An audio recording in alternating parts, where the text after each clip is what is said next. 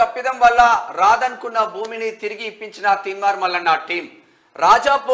రాజాపూర్ మండలం దొడ్లపల్లి గ్రామంలో రెవెన్యూ తప్పిదం వల్ల తన పేరు మీద ఉన్న ఎకరా 6 గుంటల పొలం వేరే వాళ్ళ నలుగురి పేర్లపై రిజిస్ట్రేషన్ కావడంతో పండ్ల నరసమ్మ అనే మహిళ గత 6 సంవత్సరాలుగా ఎంతో మంది అధికారులను నాయకులను సంప్రదించి చివరికి తీన్మార్ మల్లన్న టీంను ఆశ్రయించడంతో తీన్మార్ మల్లన్న టీం జిల్లా అధ్యక్షులు రవి ముద్రాజు చొరవ తీసుకొని ఆ గ్రామ సర్పంచ్ ఎవరికైతే తన భూమి రిజిస్ట్రేషన్ అయిందో వారందరినీ సంప్రదించి వారిని ఒప్పించి పండ్ల నరసమ్మకు రావాల్సిన భూమిని నరసమ్మ పేరు పైన తిరిగి రిజిస్ట్రేషన్ చేయించారు.